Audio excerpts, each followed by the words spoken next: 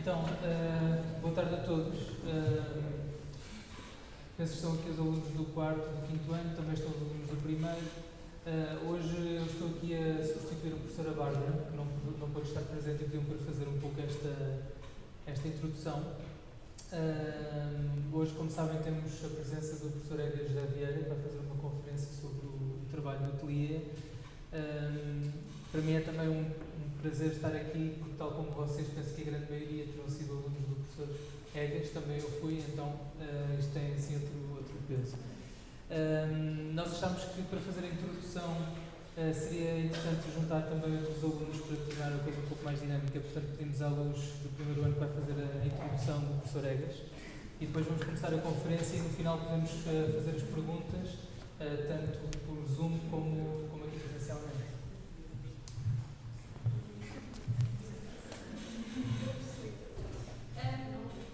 Edgar José Vieira nasceu em Lisboa em 1962. É arquiteto pela Faculdade de Arquitetura da Universidade Técnica de Lisboa desde 1985, vive e trabalha em Lisboa. Colaborou no ateliê dos arquitetos Egas de Vidigal Vieira e Vítor Manuel Rodrigues entre 1980 e 1985 e no ateliê do arquiteto Manuel Graça Dias entre 1985 e 1980. Em 1980 criou, com Manuel Graça Dias, o ateliê Manuel Graça Dias mais Egas José Vieira, Arquitetos Contemporâneo. Foi assistente no IAD entre 1989 e 1991. Foi professor auxiliar convidado da Escola Superior de Tecnologias, Gestão, Arte e Design, nas Caldas da Rainha, entre 1997 e 2001. E, atualmente, e desde 1998, é professor auxiliar convidado no Departamento de Arquitetura da Universidade Autónoma de Lisboa. Obteve o primeiro lugar nos concursos para o Pavilhão de Portugal na Expo 92, Sevilha, 1989, e para a nova sede da Ordem dos Arquitetos, Bens de São Paulo, Lisboa, 1991, ambos em associação com Manuel Graça Dias. Tem trabalhos construídos em Lisboa, Porto, Chaves, Ponte de Sor, Porto Alegre, Grândola, Almada, Guimarães, Faro, Mirandela, Santarém, Vila Verde, Ponta Delgada, Seixal, Madrid e Sevilha, têm sido objeto de publicação na imprensa especializada e têm vindo a ser mostrados desde 1985 em exposições coletivas e individuais. Representante de Portugal na Bienal de Barcelona, Jovens Artistas da Europa Mediterrânea, 1987, integrou as exposições de arquitetura da Europália 91 em Bruxelas e a 18ª e 19ª Trienal de Milão, 1992-1995. E ainda os Universalistas, 50 anos de arquitetura portuguesa, na Cité de l'Architecture e do Património, em Paris, 2016. Em 1951, ganhou, com Manuel Graça Dias, o Prémio Garret, Secretaria de Estado da Cultura, relativa à melhor cenografia de 1990, com a peça Dom João e a Máscara, uma fábula trágica, de António Patrício, Teatro da Politécnica, encenação de Mário Feliciano. No ano 1999, ganhou, também com Manuel Graça Dias, o Prémio Eiffel do Ministério da Cultura, Arquitetura, relativo a 1999, pelo conjunto da sua obra. E em 2019 ganhou com Manuel Graça Dias o Prémio Nacional de Recuperação Urbana na categoria Impacto Social e ainda na categoria Melhor Projeto de Recuperação Cidade de Lisboa, com o projeto do Teatro Luís de Camões.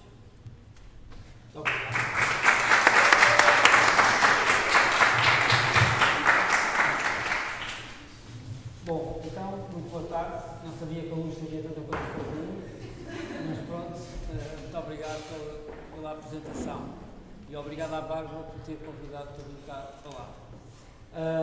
Vou mostrar 3 trabalhos, todos feitos em associação com o meu sócio, que também foi professor aqui na Faculdade da Universidade Autónoma, aliás foi um dos fundadores da Universidade Autónoma e que foi meu professor também, noutro sítio, e que desde 1990, 89, 90 que tínhamos sociedade e que sempre trabalhámos juntos.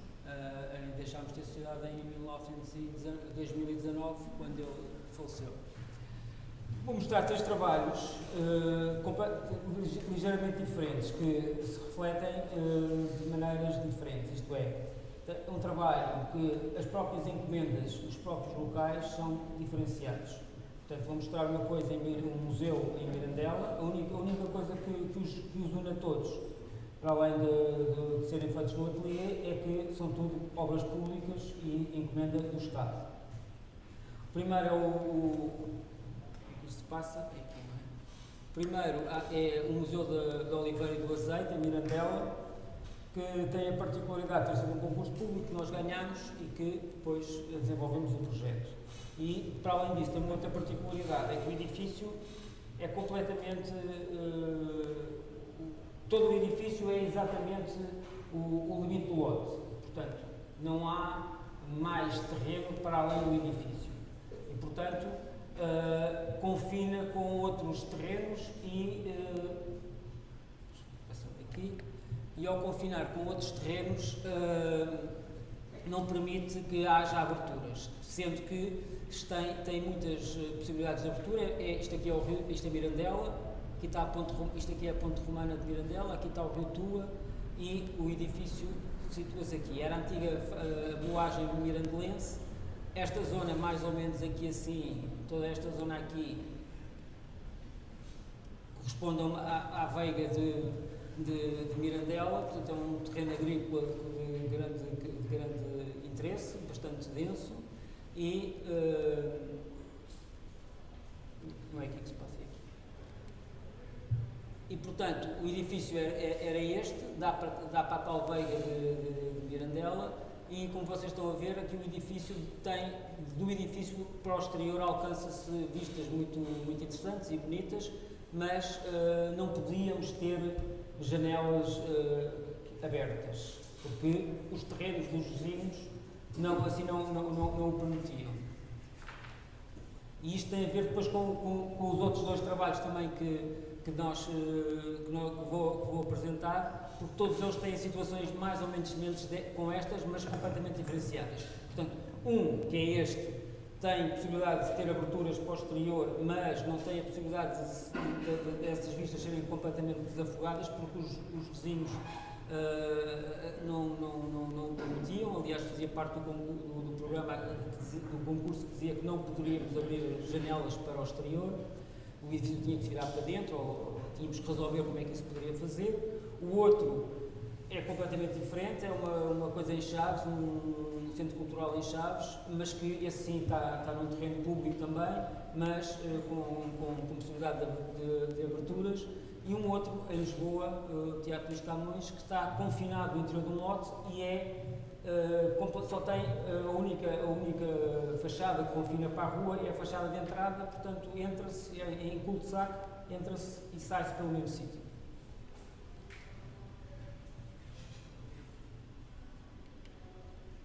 Como vocês veem, aqui já estão aqui as aberturas. Isto aqui já é um terreno, está aqui assim, é um terreno privado, já completamente privado, portanto não tínhamos recuo suficiente para ter janelas abertas. Já a própria moagem mirandelense tinha esta opção de ter as frestas, que é o que permite que entre luz para dentro, mas que não haja aberturas francas.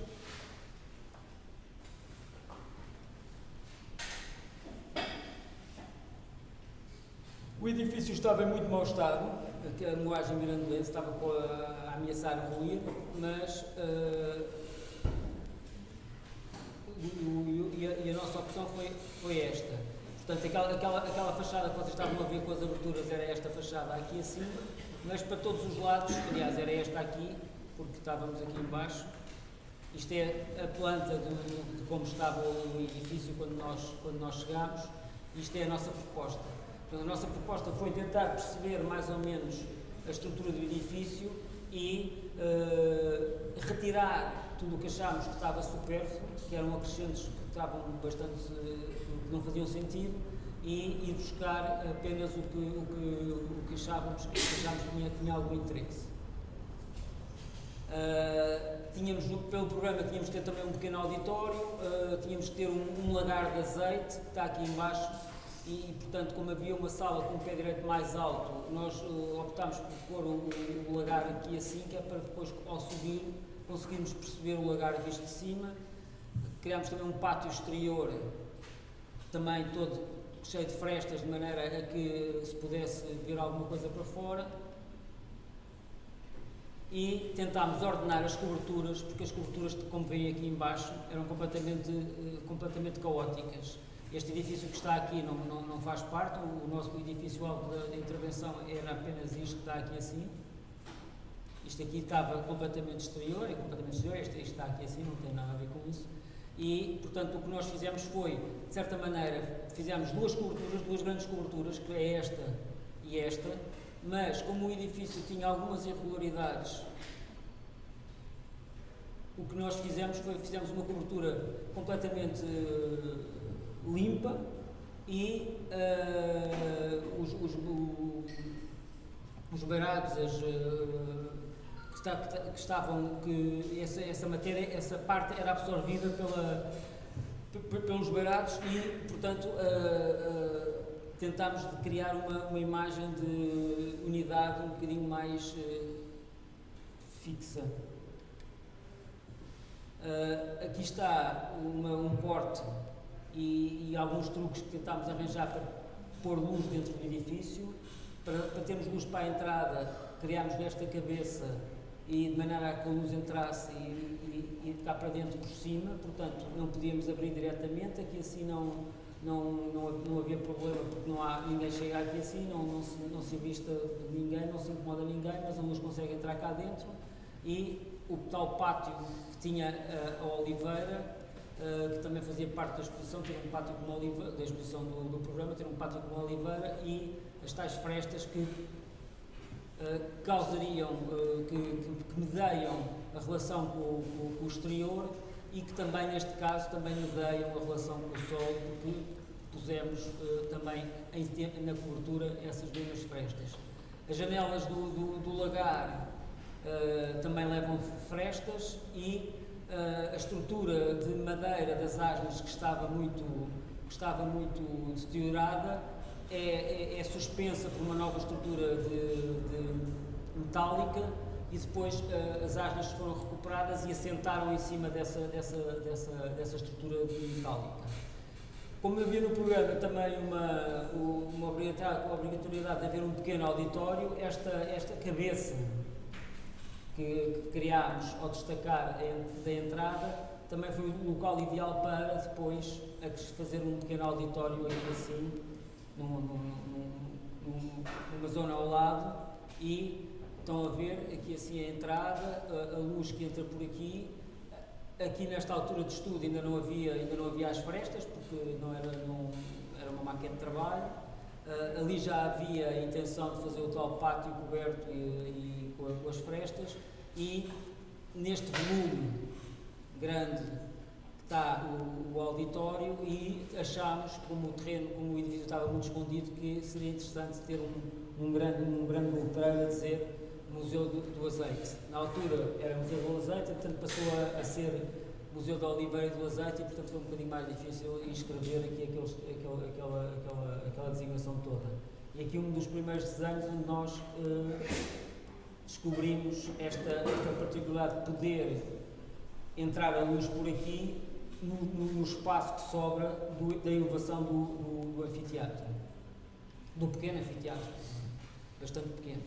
Portanto, aqui está já o edifício construído, com o Museu da Oliveira e do Azeite. Não ficou tão limpo, mas era esse desejo. Portanto, foi construído em reboco, caiado, e o reboco depois, por sua vez, leva umas peças de betão que foram pré-fabricadas e colocadas dentro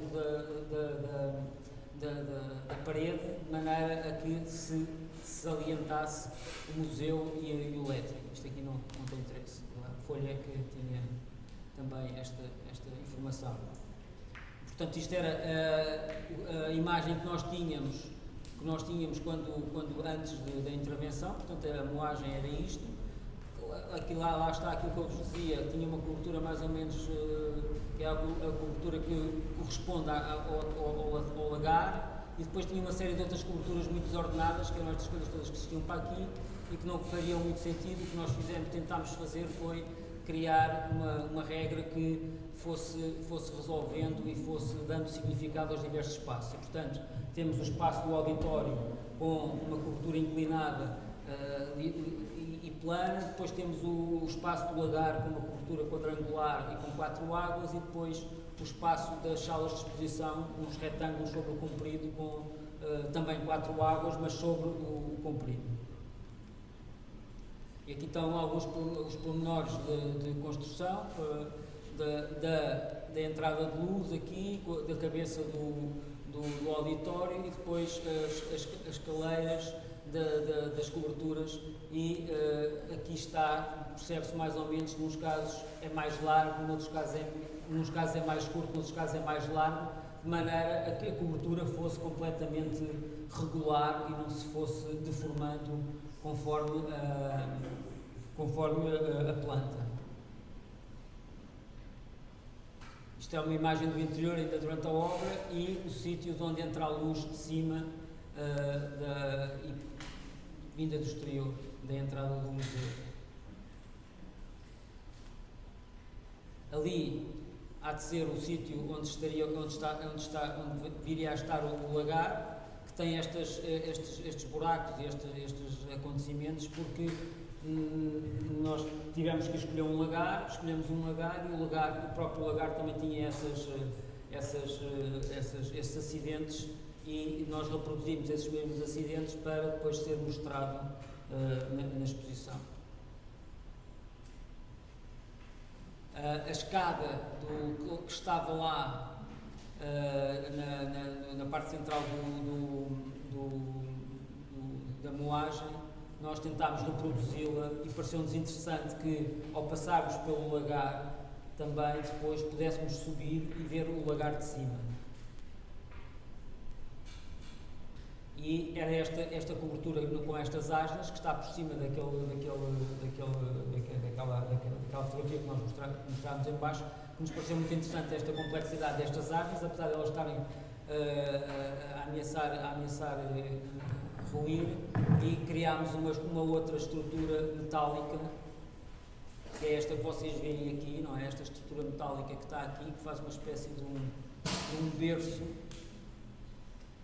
Este berço aqui assim suporta aquela as asnas. Elas ficaram lá e, em vez de estarmos a reforçar as asnas, o que nós reforçámos foi a base das asnas e, com isso, conseguimos suspender uma galeria à volta para conseguirmos ver o lagar de cima. Aqui estão as janelas já com as frestas, e, portanto a luz entra coada por aquele filtro que as frestas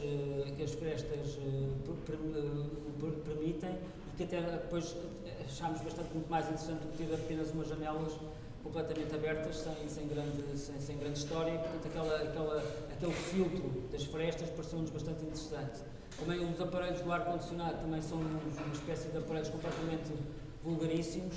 Só a única coisa que arranjámos uma espécie de uma carenagem, também em estuque, que o envolve, e o aparelho são daqueles aparelhos completamente exteriores e que ficam ali como se estivessem estão muito organizados com o desenho das janelas. Aqui está-se a ver agora o corte em que se vê aqui assim, o corte construtivo em que se vê então a escada, que vai para ver-se mal, porque a escada que vai para cima, e percebe-se aqui assim a estrutura metálica que depois suspende tanto a escada como a galeria que anda cá em cima, e se vê aqui assim o aparelho do ar-condicionado a babar para dentro do lagar. E portanto, isto é o lagar que está lá, criámos uma série de adereços, tivemos que fazer alguns rasgos para ele caber lá dentro, e desenhámos também os carris no chão para estas mós e para estas coisas andarem para trás e para a frente, e com isso simular o percurso que existe na realidade quando se está a fazer o azeite. E este lagar que está aqui é um lagar que foi desativado, que estava num lagar de azeite, estes aparelhos todos, mas que depois vieram para aqui no decorrer de um levantamento que nós fizemos desse mesmo lagar, e portanto esta localização destes aparelhos está completamente correta, e até os próprios níveis, porque é uma reprodução de um lagar existente. Cá está o pátio da Oliveira. A Oliveira aqui assim bocadinho pequenina ainda. Aqui ainda mais pequeno, parece, estava a chover ainda por cima. E aqui, estas são duas fotografias diferentes, portanto isto é uma fotografia a olhar para o pátio exterior, e isto é uma fotografia a olhar para o corredor de acesso depois às exposições, em que a luz também, apesar de aqui nós podermos abrir, porque eram esta janela que estão aqui assim, nós decidimos manter este tema do filtro das frestas e manter toda essa temática. E agora visto ao contrário, ali está a zona do lagar e a escada que vai lá para cima que é esta que está aqui assim, que é esta que vem daqui, vai lá para cima para umas salas de exposições. A sala de exposição em cima era este volume, e estou eu um bocado assustado a olhar para aquela coisa toda aqui a cair. E depois o que nós fizemos foi uma estrutura nova, uma cobertura nova, retificada e direita, de maneira a que não houvesse os empenos que a cobertura por fora já denotava, e portanto ficou um paralelepípedo prismático completamente regular. Também aqui vê, estas janelas que estão aqui também têm a mesma coisa, porque o terreno que está ali ao lado não pertencia à Câmara e o dono não deixava abrir janelas, e portanto lá está também o filtro das frestas. E aqui uma imagem da cobertura nova, que por causa de condições de acústica tem uns tetos absorventes, mas depois o desenho das 4 águas é marcado sem ter a perfuração, de maneira a que ele fosse muito perceptível e muito rápida a leitura. A estrutura nova que está aqui assim e que permite criar esta espécie de sanca na qual é feita a iluminação geral do edifício, e depois há uma série de outras iluminações que têm encalhos suspensas através de umas estruturas metálicas e que vão iluminando os diversos expositores que se passam em baixo. E portanto as exposições estão aqui assim, com estas mesas e com os objetos que se queriam expor.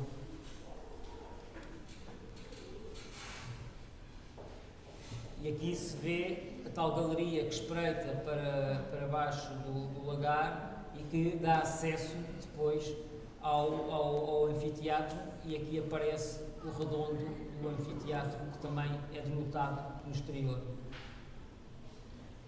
O anfiteatro é uma coisa muito pequena, tem 30 ou 40 lugares para as escolas, quando lá vão darem uma explicação, passar uns filmes de como é que se faz o azeite e haver algumas conferências, uns pequenos debates e pequenas coisas. E agora uma imagem do edifício por fora, onde se percebe que o único sítio que não tem frestas é esta janela que está aqui assim, que dá para o lagar e que tem o recuo suficiente do pátio para que isso acontecesse. E foi propositado termos isso. Foi para haver um forte contraste entre as frestas e finalmente um vão completamente aberto, que se percebesse que há uma diferença entre aquelas frestas e os outros vãos.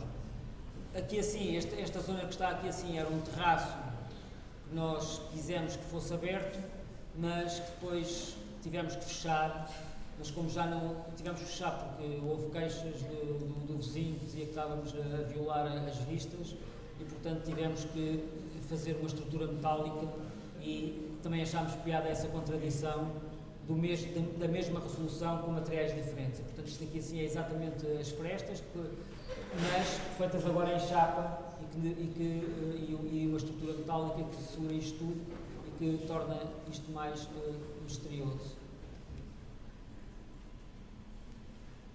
Então, está ali o tal pátio do diretor, que também está enclausurado pelas frestas.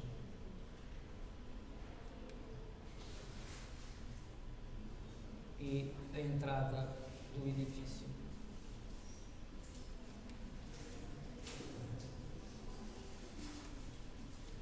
Agora um outro projeto, a Escola de Música, Artes e Ofícios de Chaves, que é também uma encomenda completamente diferente.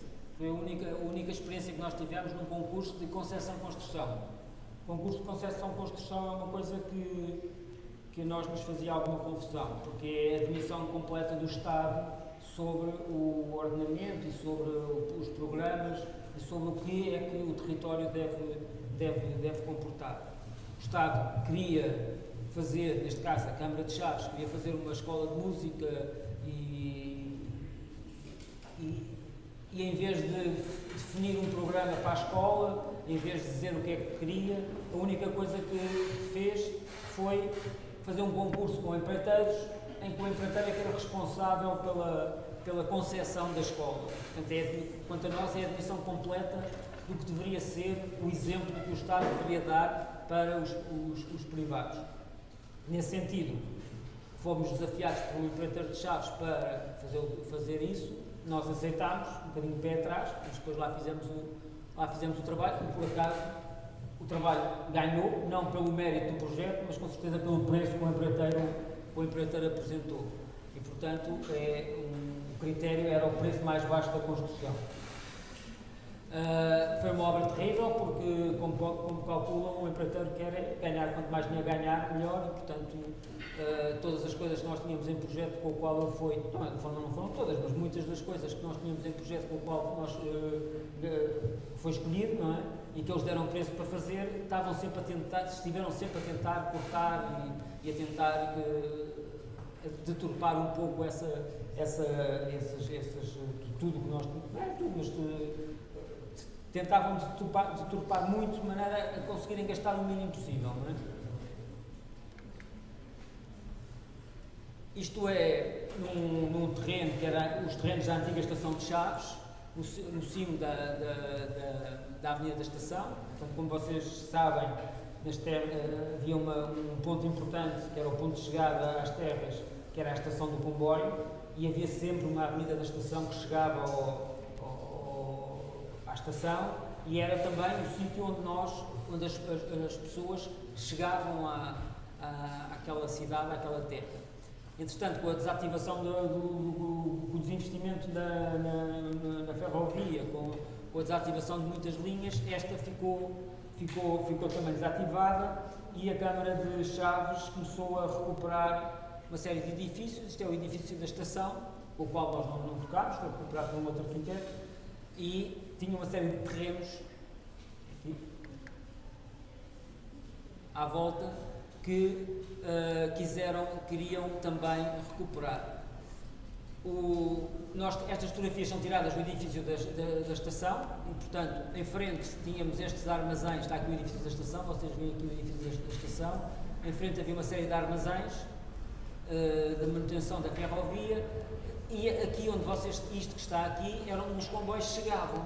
Os comboios chegavam ali, paravam em frente à estação, que era mais ou menos aqui nesta zona, depois seguiam em frente, iam para ali para um hangar de manutenção, entravam lá os comboios dentro, e depois lá mais à frente havia uma daquelas rodas onde os comboios giram e dão a volta para ir para trás, porque isto era uma estação em tipo cul-de-sac que não continuava, era mesmo a chegada, era o fim da linha mesmo.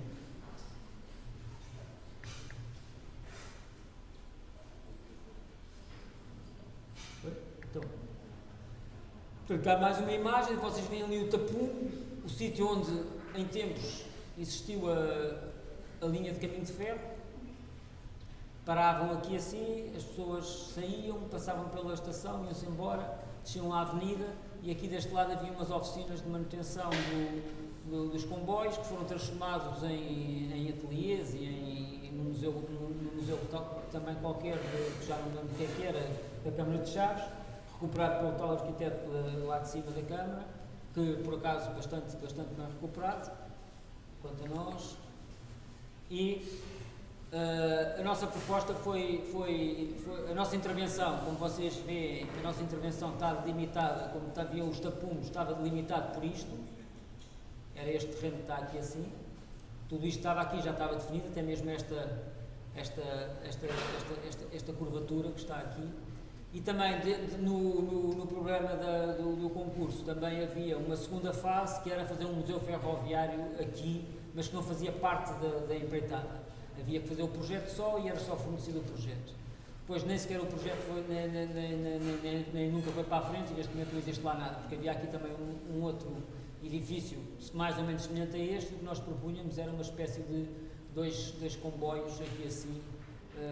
Também havia aqui umas linhas de manutenção e, portanto, criámos aqui um museu ferroviário com esse tema. A escola está aqui, aqui está o tal pavilhão das oficinas, que era um restaurante do nosso programa, e aqui a tal roda onde os comboios davam a volta, porque paravam em cima do carril, depois o carril rodava e ficava no sentido contrário. O nosso entendimento foi que deveríamos libertar o antigo percurso do comboio. Sempre foi muito claro nas nossas cabeças que isso deveria ser libertado e as pessoas andarem por lá, pelo sítio da antiga linha. E como o programa tinha um anfiteatro, também nos pareceu interessante, um pouco à maneira daquele que depois fizemos em Mirandela, que o próprio anfiteatro usássemos a parte de baixo do anfiteatro. E então usámos a parte de baixo do anfiteatro para fazer entrada no edifício. Portanto, nós vimos da cidade, de onde quer que venhamos, vínhamos por aqui e, para aceder ao edifício, passávamos por baixo do anfiteatro. E, portanto, com isso tentámos criar duas coisas, isto é, criar um mistério qualquer ao passar por baixo do edifício, e também criámos aquela coisa que é normal haver num edifício público, que é haver uma espécie de espaço intermédio que medeia entre o interior e o exterior. Pois o edifício também tinha outra particularidade. Para este lado não podia haver janelas, porque isto aqui eram os terrenos da estação de caminhonagem, e não se podia abrir janelas para aqui. Para este lado podia-se abrir janelas à vontade. Deste lado também, isto é virado a sul, mais ou menos a sul, porque o norte está para ali, é uma zona muito exposta, estava muito exposta ao sol, e então também entramos naquele jogo das frestas e criámos também uma série de frestas por ali fora. Aqui está portanto, a chegada, a gente vem por aqui fora, chega aqui, entra dentro do edifício e temos uma espécie de um hall com uma escadaria muito grande que nos leva lá para cima ao topo do auditório, e depois descemos ao longo do auditório para baixo. Depois, a partir daqui, a zona pública é esta, portanto, o auditório pode receber pessoas que vêm de fora, e também recebe uma escola de arte e ofício, uma escola de música, também dão espetáculos ali. E todas estas salas para aqui, para este lado, são salas de música e portanto, os corredores eram bloqueados para um lado e para o outro, e tínhamos aqui a zona da escola de música e aqui a zona da escola de artes e ofícios, e portanto aqui fazia-se barro, faz coisas de olaria, barro, tem mais, como é que se chama, zonas de lavagem e de oficinas, enquanto deste lado são apenas cubículos para estarem a tocar e completamente insonorizados, apenas umas casas de banho, uma sala maior para haver uma possibilidade de ser fechada e poder-se ter aqui mais ensaios, e depois estes tais cubículos dos instrumentos para estarem ali a treinar. E o que nós tentámos fazer foi então um corredor que andava por trás, virado sempre para a estação de caminhonagem, cheio de frestas, com algumas zonas de descanso para os alunos se sentarem com os bancos, e depois aqui o acesso automóvel para um parque de estacionamento que estava cá em baixo, que era o que era pedido, e para podermos iluminar como é que se chama, o parque de estacionamento, o que nós fizemos foi uma espécie de aberturas para uma claraboia para a luz entrar, e ao mesmo tempo criámos um lago, que aí está aqui assim, à volta das claraboias, e criar esse efeito de água em cima e luz para baixo. E também, como o parque de estacionamento não teria que ter uma saída, para além da saída normal, que era esta por aqui, tem passos escadas que vão lá para cima para a entrada do edifício, também tinha que ter uma saída de emergência, e então utilizámos um antigo depósito de água, que é isto está aqui assim, abrimos-lhe uma escada no meio e a fuga do parque de estacionamento é feita pelo antigo depósito de água dos comboios. E aqui na zona das oficinas desenhámos um restaurante, que era o programa, era fazer o restaurante, que depois acabou por não ser feito, porque no concurso estava apenas a escola e depois havia duas coisas extras, que era o restaurante, o projeto do restaurante e o projeto do museu. Isso seria para fazer numa outra fase, mas depois acabou por não se fazer. Portanto, aqui ali está a esconder, mas não faz mal. Aqui atrás acreditam que está um palco, e aqui assim, na zona do foyer, entra-se por um lado, entra-se por outro. Entretanto, conseguimos passar por baixo e aparecer aqui deste lado, e cá em cima ainda existe uma extensão da Escola de Música e uma extensão da Escola de Artes e Ofícios. Esta unidade curricular, esta importância que estamos a ver, comboio, estudar a história muito recente e muito contemporânea dos últimos 20 anos. E estamos a ver arquitetos e a criar relações, e é uma coisa que ainda não foi feita e que estamos a experimentar, eu próprio a experimentar com eles, todos em conjunto, também com os convidados, a fazer essa história. E queria falar contigo, uma vez sendo diretor, e também achaste que era importante inserir esta modalidade. Portanto, nessa construção da escola que tens vindo a fazer, façam passos sobre isso, sobre esta questão da contemporaneidade. Bom, eu com enorme gosto que estou aqui, espero poder ajudar espacialmente mais construir interessante, propriamente está muito preocupado se aquilo para a era cadeira. O tema da escola para mim é fundamental porque o meu percurso é indissociável da própria escola, ou seja, eu tive pouco tempo fora da escola, portanto, acabei o curso e passados poucos anos, talvez 3, comecei a dar aulas. Portanto, depois tem um lambril de granito que é para mim uma construção intelectual unitária, a ideia da prática e do ensino. E, portanto, é uma construção que corre em paralelo e deu-me a possibilidade de refletir muito sobre o que é que o ensino poderia ambicionar ser, porque eu formei-me numa escola sem um projeto pedagógico claro, estas como imagens quase do que a sempre gente acontece dá à com cidade, os filhos que se rebelam que contra os pais, o o que eu quis edifício, fazer que é o edifício Paulo, foi matar completamente, matar à machadada mesmo, em género Shining, matar à machadada aquilo que tinha sido a minha experiência e talvez pegar numa ideia de radicalidade que vinha de alguns professores que eu tinha tido e que eu tinha gostado muito e prolongar isso com uma metodologia possível de isto ainda como jovem professor, jovem assistente. E o meu interesse pela teoria da arquitetura e pela teoria do projeto tem também a ver com o facto de eu não distinguir. Para mim, o projeto é um ato intelectual e investigação, e, portanto, a teoria é qualquer coisa que tem uma ligação umbilical e intrínseca a isto.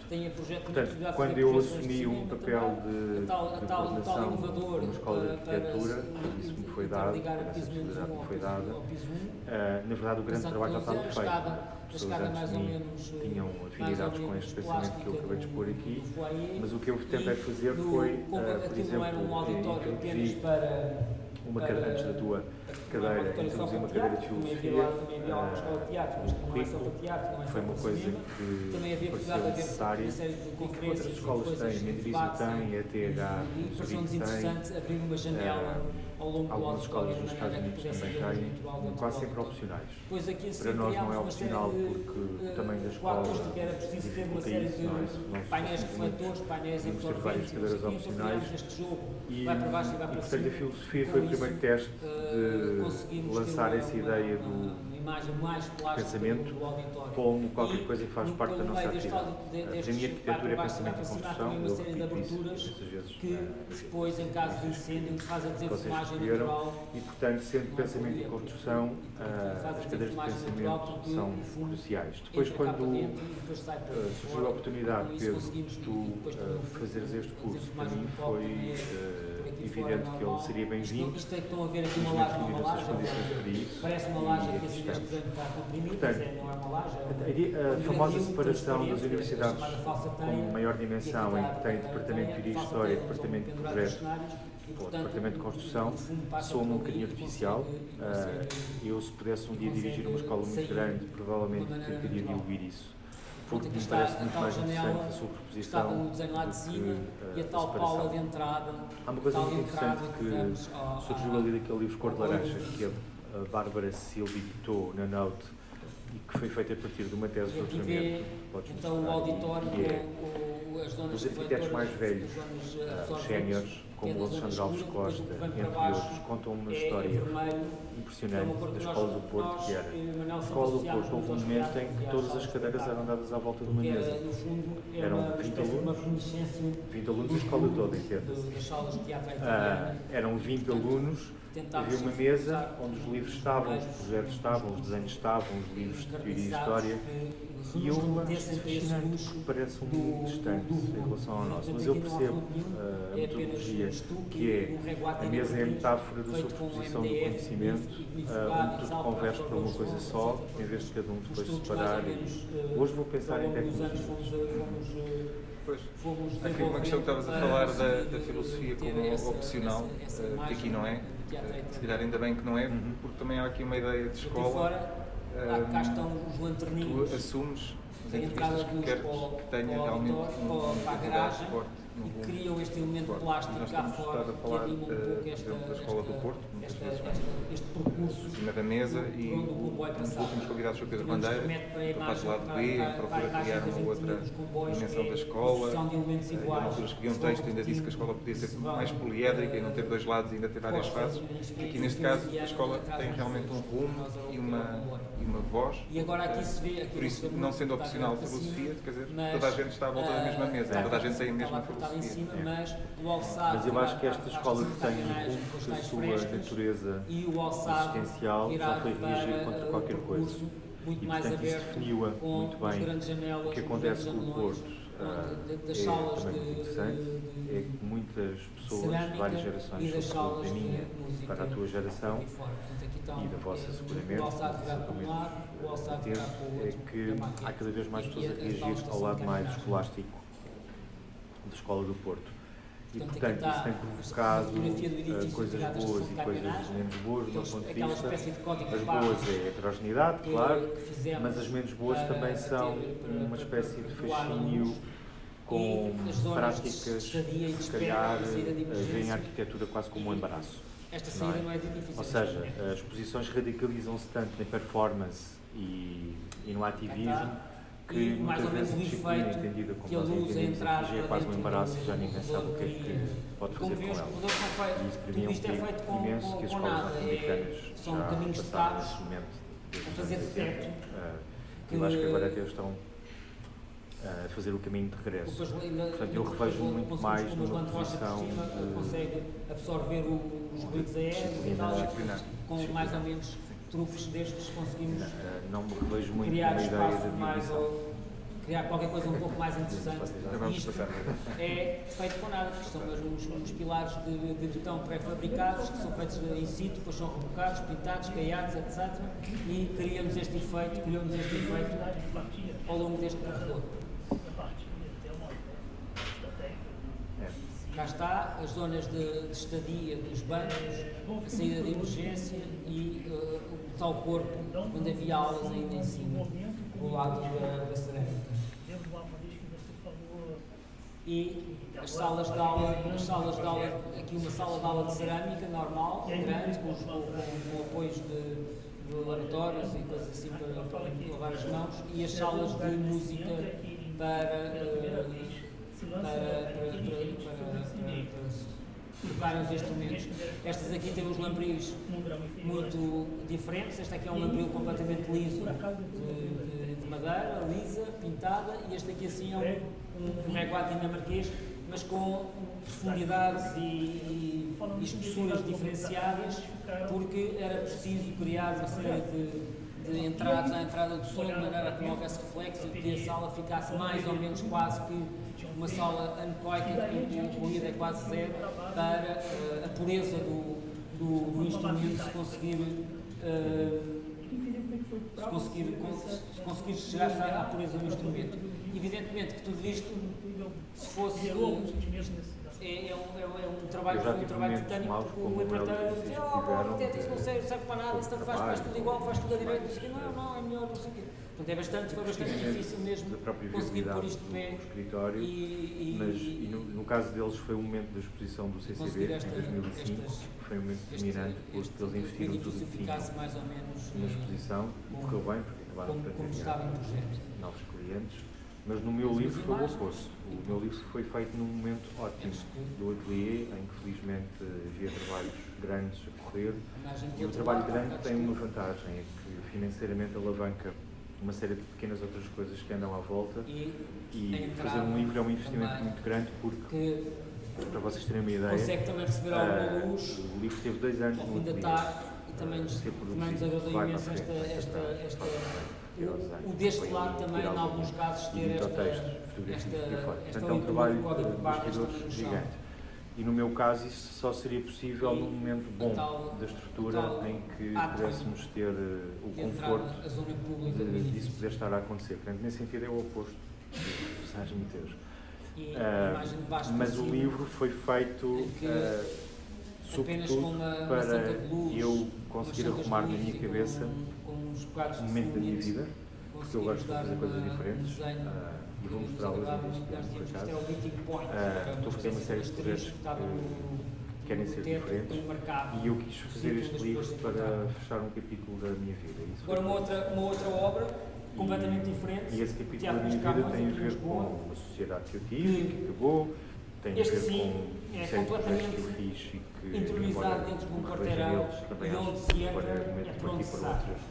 Como vocês calculam, portanto, fazer o livro é um exercício intelectual, a obrigatoriedade de ver fugas no sentido contrário à entrada, mas também, como eu digo aí, algures, abrir aos outros a capacidade de olhar para nós. Os fotógrafos, as pessoas que eu convidei, o Manuel, o Teus, o Clemente e o Maurício Peso, que é metade dos teatros e, portanto, fomos que convidados para olharam para o nosso trabalho e que sobre eles tiraram uma reflexão. Portanto, o livro também foi feito para isso, como dizia o Pedro, é poliédrico nesse sentido, porque é óbvio que eu estou a manipular o modo como vocês estão a ver o meu trabalho, não é? Porque eu escolhi os desenhos, eu redesenhei, escolhi as fotografias, mas depois também há outras pessoas que se referem a este trabalho sem qualquer referência da minha parte.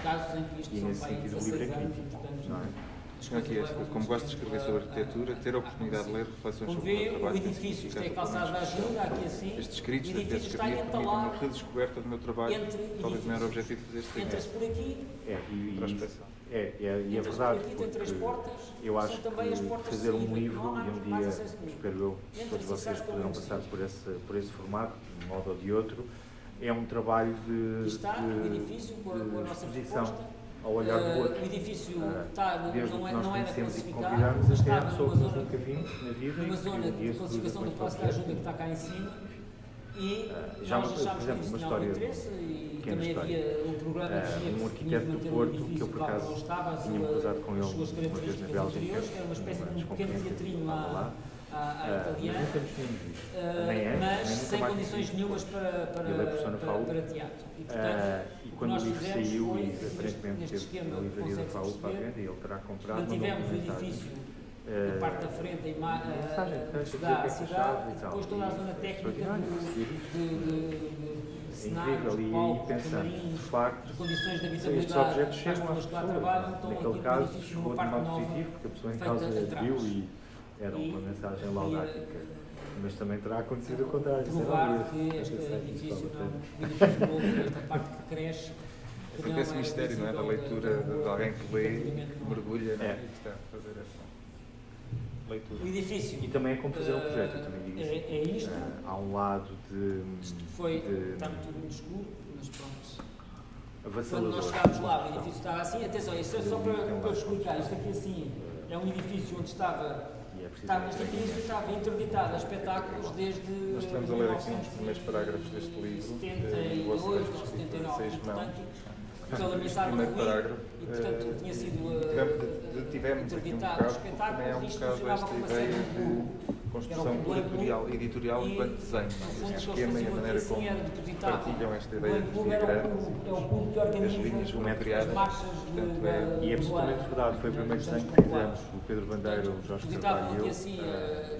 Nós reunimos-nos uma vez por semana no Porto e tivemos algum tempo para fazer isto. E ensaiavam aqui dentro as músicas e as coisas. E durante um ano passámos aqui umas tardes completamente surreais, fazer um levantamento e eles a ensaiarem. Nas primeiras conversas, como ainda não sabíamos, completamente louca.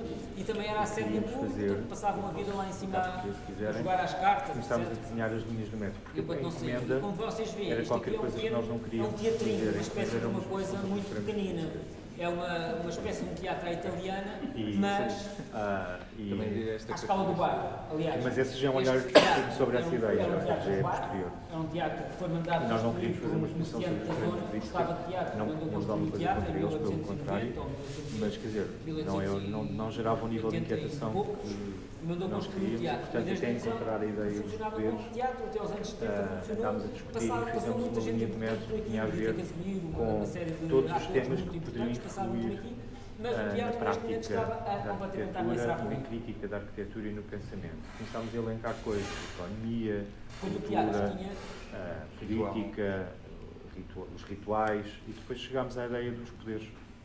Foi muito interessante. Pronto.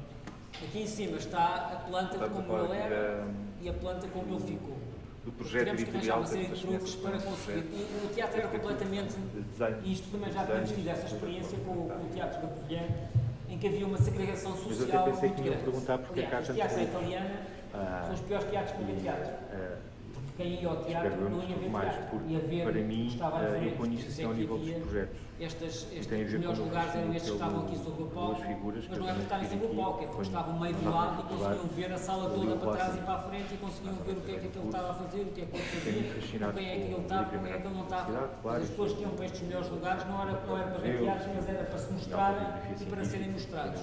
Portanto, havia uma grande segregação social, porque havia 3 portas, uma porta e eu comecei a ver que ia o diretamente Rossi lá para cima, para os melhores lugares, para a plateia lá em sem cima. querer comparar, Outra mas porta pronto, nos heróis, vinha cá para baixo, com um tinha um lado, bocadinho e esta outra porta para o atitude outro que lado. E era dentro desse lado o empenho nos havia também livros, das duas das portas. publicações, Um que era ia para a igual ao plateia empenho e outros que iam para esta disciplinar coxinha, coitadinhos, que ainda era pior, Talvez a até vida, a melhor, desigualdade ainda era pior e estavam aqui de pé E a ver isso ficou comigo, a ver o a espetáculo, ideia de lado de daquele um lado, bom outra vez a projeto. mesma coisa. E depois outra figura, Portanto, o que nós fizemos, que é um artista e não aqui havia um arquiteto, grande ato, Donald Judd, o que nós tentámos era um foi artista que criar, trabalhava nesta ideia de campo arranjar, expandido, e as casas de banho, todas as casas de banho que havia no e teatro, eram rapidamente estas vai duas para a pequenas arquitetura, instalações sanitárias aqui posiciona assim, um bocadinho contra o comprimidas, pós-modernismo, uma sanita e um a ideia oratório, do aqui 2 orinóis e um lavatório. difusivo Portanto, da tivemos que pós-modernidade criar, norte-americana dos anos 80, que era normal, quando vai para o tivemos que criar Texas casas de fazer banho para a deficientes, casas de banho o seu para trabalho, homens, quer para para ele mulheres, próprio, quer para uma inteiras, fundação,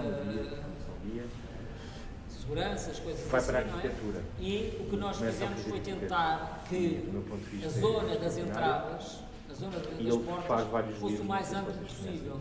mas Mas, faz vários livros por outro lado, sobre não as suas podíamos, várias atividades, eh, arte, portar imobiliário, pensamento, isto agora é a e planta de cima, arquitetura. quando Há, a gente inclusive, chega, quando chegava cá acima, tínhamos aqui tem uma série de o textos. camarote E eu li principal esse e depois livro uma série de outros camarotes por aqui fora. muito jovem, Aqui porque estão, eu fui este numa era conferência do Dr. como Souto está, como Moura, estava, primeiro ano, isto é a planta não do me lembro. nosso E o Eduardo projeto, e mostrou aqui assim, uma colagem lembrados disso, das e aqui peças para em trás, Marfa, que são o os pórticos edifício de é betão, completamente com umas caixas de cores que ele pôs lá dentro, que eram coisas com explicou que tinha conhecido o Donald Judd em para ter as Zurique, teias, as falsas teias, aquelas coisas que tinha os trocado teatros têm que ter. os verbos, E, as palavras com ele e tal. E eu fiquei intrigado com aquilo e fui, portanto, na altura não havia tudo isto internet. aqui assim é uma recuperação Lá do consegui edifício descobrir que lá melhor está. quem era o Isto artista. aqui assim E uma é amiga minha tinha uma tia que vivia em Nova Iorque que e eu a boca de consegui cena que o livro fosse comprado limita e me chegasse o às mãos. sítio onde está a construção nova e a construção quase epifania, que foi porque recuperada. de repente aquele artista... Mas o teatro tinha coisas inacreditáveis, as escadas eram inclinadíssimas, super inclinadas, a gente quase não conseguia descer as escadas, e atacar os corredores tinham para aí 12 centímetros, assim, uma coisa. Portanto, era muito difícil de... E tinha uma atitude sobre a ideia de tempo e de património, depois o piso de cima, que é uma ideia quase uma de espécie de escrever piso em permanentemente maceira a ideia de espaço e de matéria a partir depois do que um já acesso existe, para que é também uma forma de proteger o que já existe, um acesso fascinou-me para muito. umas... Portanto, para comecei a comprar os livros dele, umas zonas de na verdade apoio, tenho quase todos, a caixa de palco aqui e os camarins. e essa ideia aqui do atrás. livro como objeto, que Tinha no coisas caso do completamente Donald era inacreditáveis. fortíssimo, Como era ele vocês que sabem, desenhava. as asnas são assim, não é? Ficou comigo. Isto é uma asna, Pronto, depois além disso havia a arquitetura portuguesa, não é? Quer dizer, mal feita, marcou e muito. esta zona Mas a aqui da arquitetura portuguesa linha nunca foi é muito dada por fundamental isso. que não seja carregada, de maneira que Começas o texto dos fragmentos. não, o edifício não tenha tendência a abrir Publicação em Portugal, não. com o peso da Os cobertura. arquitetos não publicam muito Portanto, para está cá além de esta Portugal, linha está. para comprimir isto. Nós suspeitamos que este piso foi selvaticamente ocupado porque este piso está sobre a linha, assenta sobre a linha. Isso foi uma coisa que, novamente, sem me querer comparar, e depois isso mas, dá umas quando eu comecei a circulações escrever, baixíssimas aqui nestes bocadinhos temos que nos aqui assim deste posicionar. lado. Em E daí 1999, eu tinha 20 estas coisas um bocado anos, esquisitas que a gente foi lá descobrir. e Só pessoas, o desenvolvimento do trabalho é que vamos descobrir. Mas agora aqui percebe-se. muito dentro de Ali não se disciplina, percebe perguntavam, mas como é que coisa, é? mas isto era Estás como num jornal estava. público, lá sentado numa O palco, secretária a o palco inclinado, coisa que eu já não sei. havia esta Começaste em que ano? 99. 99. 99.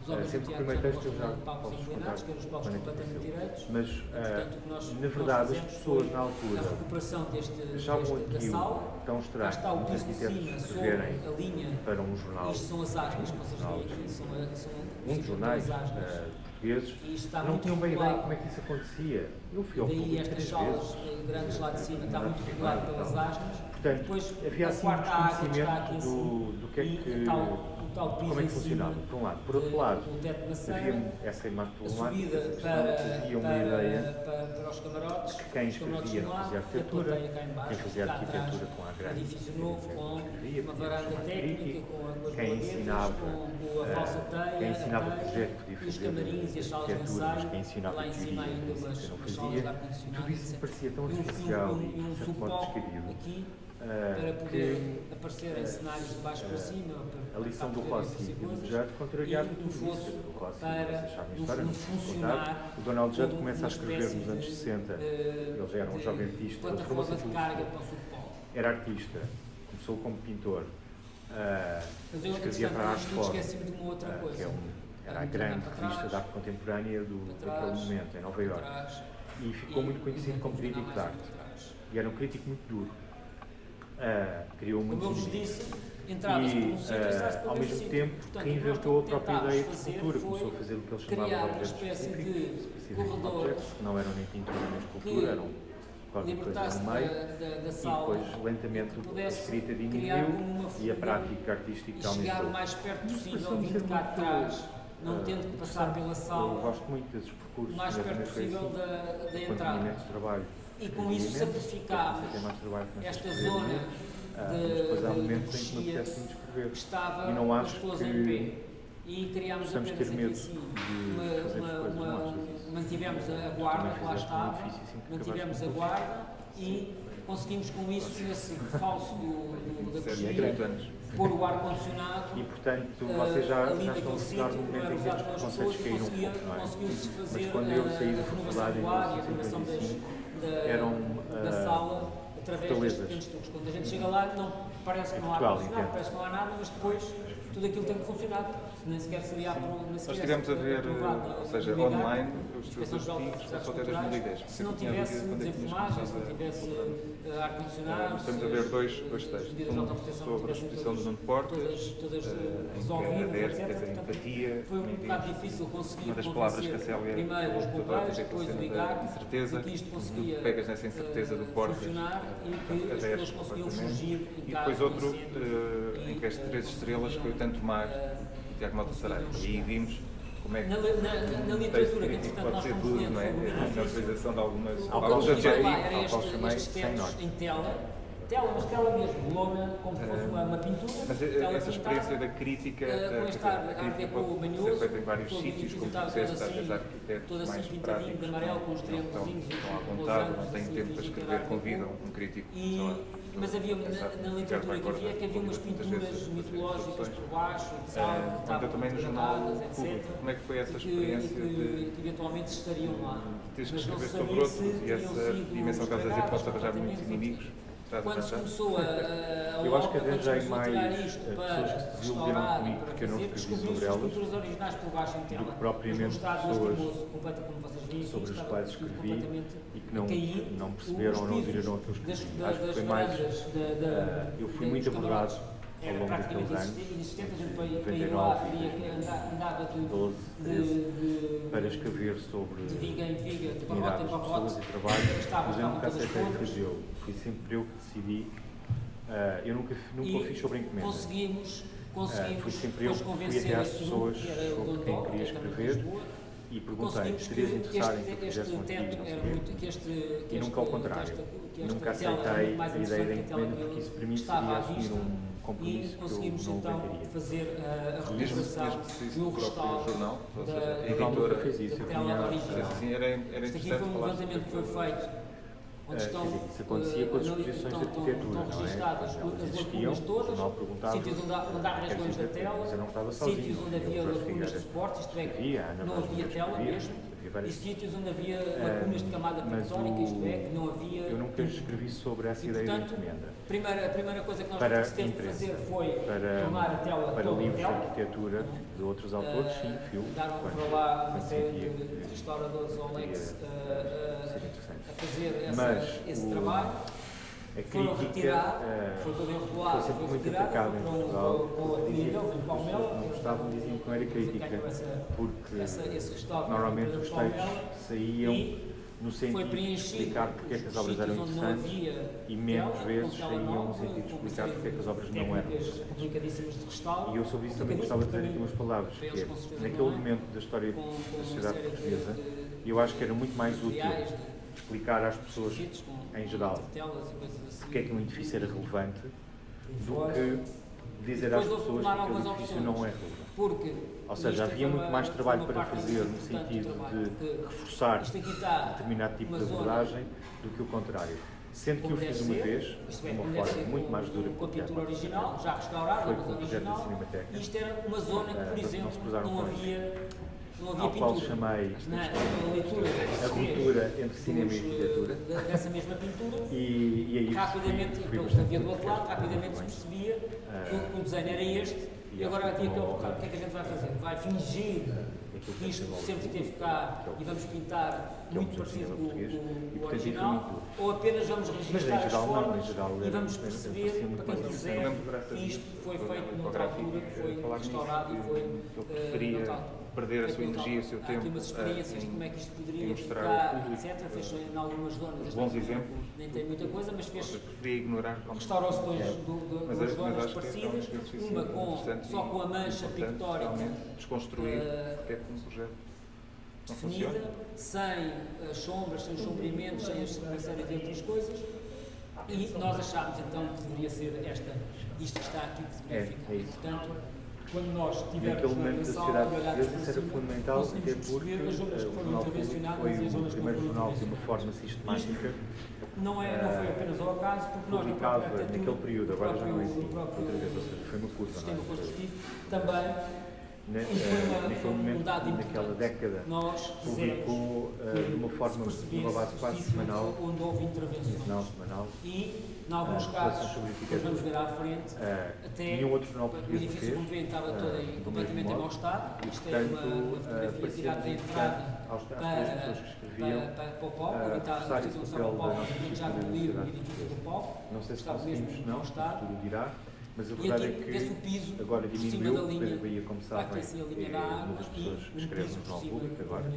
não é? E nós, não é aquelas escadas mais inclinadas, em alguns casos, estás a dizer, éramos três. O que nós fizemos sobre a escada, essa acessibilidade. Acho que é importante para a crítica ter essa acessibilidade. Mas a escada que estava por baixo ficou lá também, portanto, de certa maneira, é um pouco uma atitude mais... Nem dá para fazer depois esse exercício de perceber efetivamente a intervenção... 3 estrelas, vou dar 5 estrelas aqui.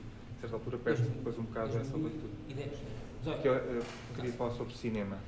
Lembro-me desse isto é terrível porque o teatro não tinha fundações. O teatro não tinha escolheiros de madeira assentavam diretamente em cima da terra. E nesse debate, lembro-me na altura sobre isso, na vista nu, nós noutras obras também destas ainda descobrimos coisas cinema. Que nos pareciam mais estamos a falar agora do ritmo, da crítica, mas nestas situações em que havia um pilar de madeira a assentar na terra, era mediado esse assentamento da pedra, normalmente uma pedra, um pilar de madeira assentava em cima da pedra e a pedra, de certa maneira, distribuía as forças pela terra com um ritmo bastante intenso conseguimos perceber fazer um mapeamento, não havendo esse ritmo. Mas tu falavas sobre as virtudes da crítica de cinema relativamente à arquitetura, ou o que é que teríamos a aprender? É porque, acho que já disseste, há uma crítica de cinema organizou-se, mas desde os anos 50, 60, não é? Acho que é do cinema, a nova vaga. É uma coisa que tem muitas décadas e, como o Pedro Bahia dizia, quase cada crítico tem o seu filão de pensamento, não é? Aqui em Portugal, isso é perfeitamente possível. Por exemplo, o Vasco Câmara, crítico do Jornal Público e editor do Y, ele que claramente gosta do cinema mais extremado e radical. O Mourinha, mais. Depois há o Jorge Mourinha, que é o que fará a ponta com o chamado mainstream, não é? Portanto, reflete e escreve sobre objetos de grande público. Imagem que nós descobrimos. E há o Luís Miguel Oliveira, que talvez seja aquele que gosta de uma tradição de cinema mais clássica, não é? E que trabalha na Cinemateca, é programador, que escreve sobre cinema a partir dessa perspectiva, vamos lhe chamar. Isto estava pintado assim desta maneira, com um rosa muito salmãozito. E portanto, as pessoas que têm interesse nisto e que gostam de cinema sabem que aquelas pessoas têm aquela atitude. Na arquitetura, se existisse isto, é interessante, mas Jorge Figueira, das mulheres lá. Jorge seria o pós-modernista, eu seria exatamente o oposto, não sei muito bem o quê. E a Ana, talvez uma pessoa capaz de refletir sobre o lugar da arquitetura não necessariamente só na disciplina, não é? Tudo isto está aqui assim, são argamassas, apenas a única coisa que é de pedra são as cantarilhas, claro que é, janelas sim, absolutamente disciplinares, talvez consigas escrever para o maior número. Dos três, talvez fosse aquela cuja linguagem fosse mais acessível, digo eu. E depois também descobrimos aqui uma coisa interessantíssima, porque achámos que isto era incrível. Estão a ver aqui como é que estão este friso, como é que ele está, e olha como ele estava, aliás, não deve-se mal, mas como ele estava quando a gente o encontrou.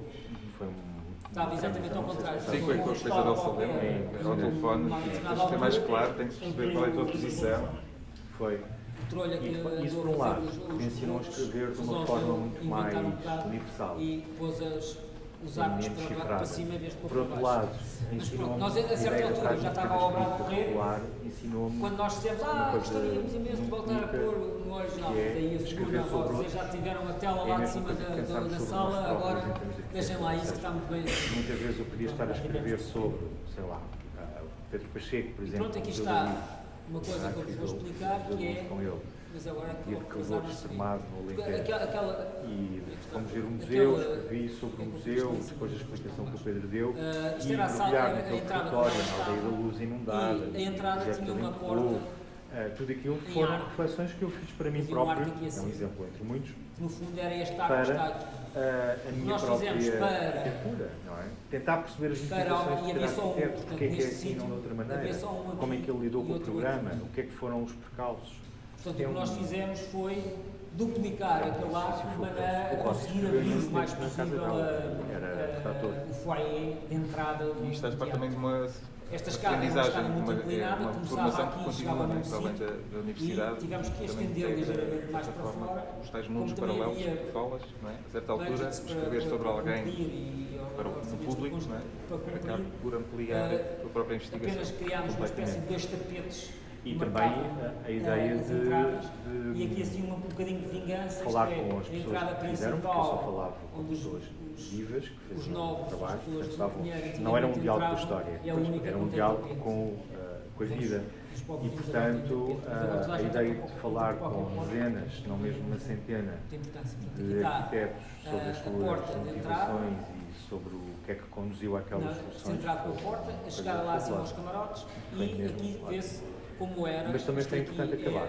A tal entrada que entrava diretamente para a plateia e as duas, uma para um lado. Portanto, foi planeado por ti como planeaste o encerramento do capítulo com este Não foi tão planeado quanto possa parecer. Foi quando o Jadrião e eu chegámos ao fim do JA, está aqui, nós do a Ordem dos Arquitetos convidou-nos para continuar, para fazermos mais um ciclo de 4 anos. No sítio onde tínhamos a segunda, a terceira porta aqui em frente, criámos então por 2 motivos. uma outra porta que é esta que está aqui, e eu fazer outras este coisas. espaço foi ocupado pelas casas de banho. Acho que a experiência foi muito dura, porque, quer dizer, dar aulas, fazer o JA, ter o ateliê, não foi fácil.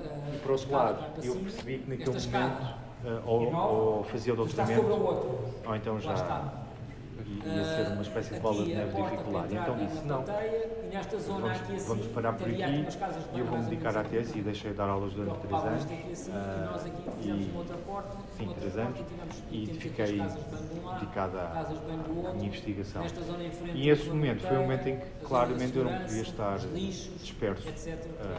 Mantive o ateliê e o doutoramento, mais nada. E, portanto, deixei de escrever. Depois ainda escrevi umas coisas a pedido do Jornal Público, mas outras pessoas começaram a chegar e em 2016 assumi. Vinham lá as infraestruturas para lá para cima, para os palcos. Sim, não, estamos a dizer escrever na imprensa, sim. Implica um grau Sim. continuar a escrever no público implicaria um grau de concentração e de tempo. Foi uma coisinha assim, mas tem umas horas. Estava a dizer há bocado na biblioteca aqui a estrutura do vosso JA e o espaço que dá à crítica, não é? Aqui, por exemplo, neste caso, são 4 textos ao projeto. Depois realcei aqui algo único que nunca aconteceu depois mais tarde no JA, que é este vírus, não é? Que introduziram com alguma generosidade e risco, abrindo esta possibilidade de, como aqui dizem, um vírus insinuar-se nas páginas do JA e contaminá-lo. Apesar de abordar o tema central, havia esta possibilidade de surgirem outros nomes, e outras abordagens. Como é que surgiu esta ideia do vírus? Eu acho que foi uma das coisas que nos levou a ganhar o concurso, porque o José e eu cedo nos habituámos. Mas essa parede acústica também está pintada de jornal, de maneira a remeter para portanto, cedo nos habituámos que a tradição portuguesa, isso é uma coisa que eu diria que a vossa geração mudasse radicalmente, a tradição portuguesa era dizer mal. Ou seja, qualquer coisa produzida, lançada ao público, e agora estou mais a pensar nas publicações, era acasada. Eu, quando saí da faculdade, não foi logo a seguir, mas tive um part-time no JA, quando o Michel Poussin era diretor, foi ótimo, e eu via as cartas que chegavam para o Michel Poussin, vocês não podem imaginar o que as pessoas diziam, diziam mal de tudo, portanto eu fiquei com isto em reserva, e contei ao Zé, e ele disse assim, temos que antecipar esse problema, que é, se vamos ser questionados nesse nível, o que é que poderíamos fazer para minorar? E então chegámos à hipótese de que, dentro da nossa estrutura intelectual da revista, que nós achávamos ideal, deixar-nos questionar, mas formalmente. Ou seja, querem criticar, então digam lá o que venham. Não é? E foi isso que fizemos. Vocês poderiam pensar, tiveram imensa gente a querer fazer. Não! Não tivemos. É mais fácil no café ou no Facebook. Não, às vezes tínhamos que usar os nossos contactos pessoais e dizer, não querem fazer um vírus, porque a ideia de um compromisso intelectual da crítica à crítica, não é evidente. E tu vais passar por isso. Respondia exatamente a este mesmo sítio, quando era o Lake Blue, estava muito poluído, estes elementos muito poluídos, cheios de informação, cheios de Santo António. Mas eu sempre fui muito frontal e eu nunca tive nenhum receio em exprimir a minha posição e as minhas convicções, até porque acho que a sala que a gente chama a sala de lazer, o foyer superior, que não é mau, pelo contrário, eu acredito em coisas. E aqui vem a escada original na sua base e na sua estrutura, e portanto fico sempre muito inquieto quando as pessoas dizem mal sem terem a capacidade de explorar a sua opinião. Esta zona e aí fico tem esta espécie, e aqui para nós conseguirmos ter a escada menos inclinada, como vocês sabem, se tínhamos aqui um teto e tínhamos aqui uma escada muito inclinada, a gente conseguia passar aqui em pouco espaço. Quando inclinámos menos as escadas, exagerando, tivemos que recuar. Os projetos mudaram, esta nós estamos a fazer coisas é só praticamente a que parte eu acho redonda. que são mais Aqui experimentais. tivemos que prolongar e pôr a parte redonda mais para trás para conseguirmos passar a cabeça. E a ideia de arrumar um livro numa espécie de bloco de conhecimento é muito confortável porque torna isto uma espécie de passado. Uma coisa que nós quisemos também foi criar, já não é piso de cima em cima, depois há um e, bar, portanto, abre intelectualmente a possibilidade de fazer muitas coisas. E eu quero escrever outros textos e, portanto, quando eu digo arrumar, é nesse sentido de fechar. Eu voltarei aqui às vezes que forem necessárias, mas eu já não quero fazer o que está aqui. E o bar, e então propusemos... Podíamos ver os projetos e caso a caso, não é? Tem a ver com o programa, tem a ver com linguagem, experimentação. Tem a ver com o programa, tem a ver com matérias também, tectónicas, tem a ver com muita coisa. Uma maquete de trabalho, portanto, eram uns óculos redondos, como se fosse uma espécie de binóculo mesmo, que espreitava dentro da sala. Mas, entretanto, no meio daquele teto havia... Mas sim, a ideia de fechar uma coisa é como fechar uma licenciatura com o mestrado, ou fechar o mestrado e com o doutoramento. Fechar coisas pressupõe abrir outras, não é? Voltando atrás, assim, em paralelepípedos e todo este desenho muito esquisito que ela tem. É para fugir de elementos que estão lá. Ou seja, isto chama-se pensamento radical, então aqui na entrevista foi desenhado, foi maquetado em obra por mim, andei lá com umas quando referes a radicalidade como pressuposto, isso quer dizer que esta está em todos os projetos. Isto também é importante para percebermos a radicalidade não só crítica, mas a radicalidade no pensamento e no pensamento do projeto. Não é? Aqui a pergunta é a radicalidade no projeto. Portanto, o Ricardo depois responde: radicalidade, etimologicamente, quer dizer que algo está próximo da raiz. Na arquitetura isso prende-se com a precisão. A precisão, por sua vez, tem a ver com o desejo da construção de ser o reflexo mais direto possível de uma ideia ou de uma estratégia. Portanto, esta ideia de radicalidade depois transporta para o projeto, em que acho que falta depois também explorar os limites, não é? Gostaria de pensar que imprimia essa radicalidade aos projetos que fiz, que os levei a um certo limite. Não sei se vocês já viram o Fountainhead, o Vontade Indómita, o filme do King Vidor, que é uma história romanceada junto ao Mise e o Frank Lloyd Wright na mesma personagem. É o Gary Cooper, o ator. Deviam ver. Cá está a imagem, quando se descia cinema clássico para fora, agora descer agora, aqui ainda faltava e o que é que se passa? O protagonista é um arquiteto heroico, não é? Que leva às últimas consequências as possibilidades que a disciplina lhe dá, e há um momento em que um amigo dele, colega de universidade, está em crise criativa e lhe pede ajuda. E ele faz-lhe o projeto para ele mostrar aos clientes. É um grande projeto urbano em Chicago e é um projeto de movimento moderno, que é o tema da história, portanto são umas torres misianas, e quando o projeto é apresentado aos clientes, o amigo do protagonista está sozinho, portanto não está com o Gary Cooper. E apresenta o projeto e os clientes dizem: isto é muito, muito interessante, é exatamente o que nós queríamos, mas temos aqui uma proposta. E portanto sacam umas peças em maquete e põem uns tímpanos, umas pilastras, uns frontões, e portanto transformam um projeto misiano numa coisa neoclássica, finalmente. E o que o Gary Cooper depois faz, não sei se devia contar, porque eu não me criar aquele não vou contar, mas o que acontece é exatamente isto que eu digo aqui, é que radicalidade é conseguir que no momento da investigação que temos em cima da mesa, até ao momento em que as coisas são construídas, prevaleça uma certa coerência. Ou seja, que nenhum compromisso em nenhuma fase destrua o projeto. E isso é a coisa mais fácil de acontecer, infelizmente. Às vezes até com arquitetos muito poderosos, isso acontece. Porque o nosso trabalho tem uma grande fragilidade que passa por muitas fases. O cliente, a câmara, o concurso empreitado, o empreiteiro e por aí fora. Portanto, é toda uma espécie de desafio olímpico até chegarmos ao momento em que a obra é entregue à vida, não é? E quando eu digo radicalidade é conseguirmos que um projeto tenha um enunciado na sua base tão claro, logo radical, que aguente esta integridade até ao fim. Porque o compromisso vai sempre existir.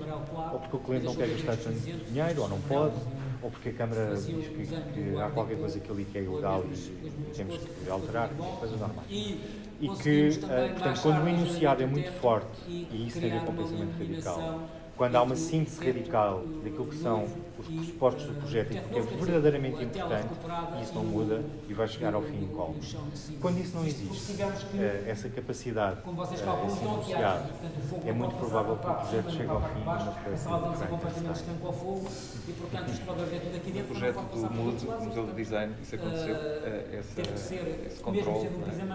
Aconteceu porque eu tive a sorte, quando nós fomos escolhidos, eu tive a sorte de os clientes serem duas pessoas, o Presidente da Câmara e a diretora do museu, duas pessoas que perceberam que aquela proposta podia ser exatamente aquilo que o museu precisava, por dois motivos. Primeiro, porque não era definitiva, não é? Sabia-se que não era definitiva.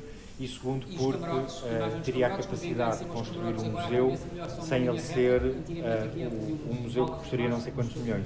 Não é? Ou seja, já era um museu, mas não implicava gastar tudo aquilo que implicaria fazer um museu convencional.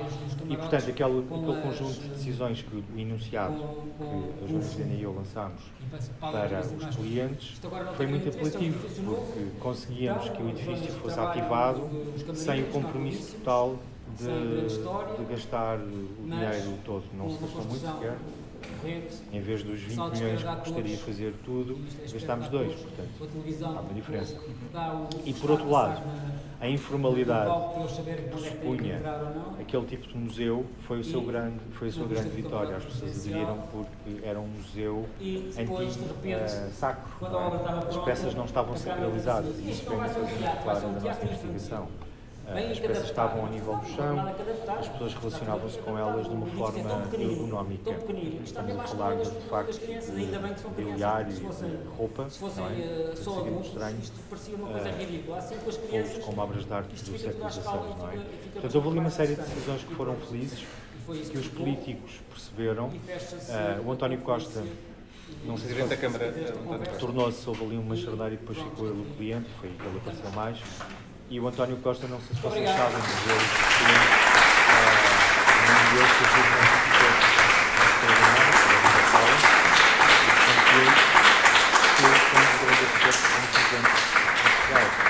fez uma uma coisa que estava na casa dele desde sempre.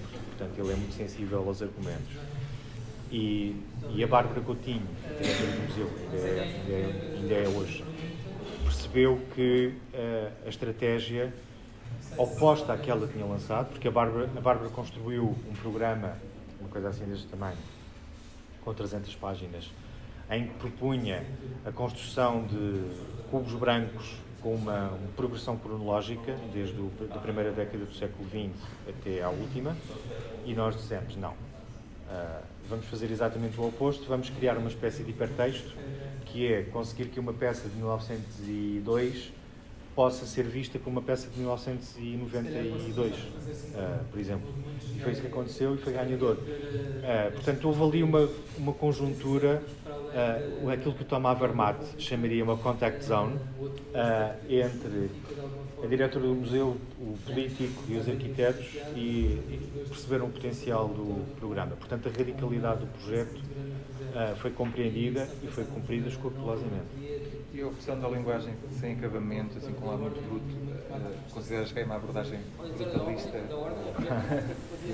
A minha resposta vai ser desconcertante para ti. Vem do Donald Judd, não vem do brutalismo. Vem de Marfa, vem do Judd quando encontra aquela cidade meio abandonada no Texas, começa a comprar armazéns de artilharia, que eram do exército norte-americano, e começa a transformá-los em espaços para exposições permanentes de arte contemporânea dele e de outros artistas, não é? Sabem todos do que é que eu estou a falar? Não. Então, se calhar não seria mal irem ver. Na biblioteca há um livro lindíssimo, Chinati Foundation, Marfa, Texas. E para mim aquilo é um processo fascinante porque o Donald Judd aceita as feridas dos edifícios e acha que essas feridas são a sua própria identidade. E, portanto, ao acrescentar uma porta pivô, ou uma nova janela, ou um novo pavimento em betão, enfim, o que for, ou tudo isto em simultâneo, mas deixar o edifício como ele era e acrescentar depois as exposições, reinventa-os. Pronto, e eu, como te expliquei há pouco, desde a faculdade, que segui de muito perto, depois fui aos Estados Unidos ver as coisas, o Pedro Reis, e ainda hoje é um trabalho que me interessa muito. Quando o MUD aconteceu, mais do que a arquitetura brutalista, mais do que o Palais Tokyo, dos Lacaton e Vassal, que eu também queria citar antes, foi as experiências do Judd em Marfa. Que também podem ser brutalistas, de certa maneira. Claro, não, tem que ter essas afinidades, mesmo inconscientes. Apaixonada e entusiasmada, queria só juntar umas frases que acho que são importantes. A nossa poesia tem esse sentido, tem esse sentido de ter uma diferença, ter uma personalidade qualquer especial, é evidente, é inegável, portanto, a abordagem do sistema formal, estilística, etc. E continuar a ter a exprimir essa personalidade. Pessoalmente, eu acho que estes trabalhos têm coisas completamente interessantes. A delas é que foge completamente àquela questão da arquitetura do habitat, que é normalmente um tema muito abrangente, em que a maior parte dos dias todos acabam trabalha antigas fábricas, antigos teatros, formas de construção utilitária, não é? E dá uma dignidade nova. Isso acho que é um tema que liga e depois a maneira e tem a ver com, é completamente assim, e é totalmente José Adrião e Ricardo, porque nós crescemos os dois como professores até afinarmos completamente o método. Nos primeiros anos andámos a tatear, experimentávamos uma coisa, não dava, depois outra e tal. Não, era interessante para mesmo, mas não estava tão afinado. Até que houve um momento em que tudo fecha e nós percebemos. Agora já está ao nosso gosto. E agora é uma questão de aperfeiçoar o método. Mas acho que ele é claro, não é? Mas tem a ver outra vez com a radicalidade do enunciado, que é fazer arquitetura não é só fazer projetos. Fazer arquitetura é pensar sobre os projetos dos outros, é um diálogo com a história da arquitetura, é usar a linguagem escrita como forma de pensamento, e aqui pode entrar o famoso aforismo do Wittgenstein, que é uma pergunta em que ele diz: falamos porque pensamos ou pensamos porque falamos? E não é, esta pergunta não é um acaso, é a linguagem e o nosso cérebro têm uma ligação umbilical. Não é por acaso que o desenho e a linguagem vêm na aventura humana desde o início, não é? O som da palavra e o rabisco na parede da gruta são as primeiras tentativas que o ser humano tem para tornar a comunicação universal, não é? E, portanto, nós valorizamos imenso a ideia de que um texto sobre arquitetura pode ser revelador para quem está a fazer arquitetura, que é o que o Flávio está a dizer, não é? Ou seja, conseguir escrever 2 parágrafos sobre um enunciado daquilo que nós queremos fazer pode ser determinante para o projeto. Só para comentar, também acho muito à cor vermelha. Exato. A cor vermelha vem Exato. dessa textura do comentário que tem como vocês viram, a Escola de Artes e Ofícios foi feita com meia dúzia de sugestões. Tentámos criar algumas facilidades mais ou menos interessantes, ou não, tentámos logo que se acontecesse, não através dos materiais que usávamos. Mas atenção, nós quando fizemos isso não é uma premissa. Foi uma premissa, uma vez que havia pouco orçamento para construir. Se houvesse mais orçamento, eventualmente também poderíamos optar pelo mesmo tipo de abordagem. E à força de explicar, compreendemos, não é? Isso é fundamental. E se vocês entrarem algum dia numa escola de filosofia, percebem que o valor da linguagem é profundo, porque nas escolas de filosofia, aliás, há um ramo de filosofia que é a filosofia da linguagem, não é? Em que há filósofos que analisam a relação entre o modo como usamos a linguagem e o pensamento.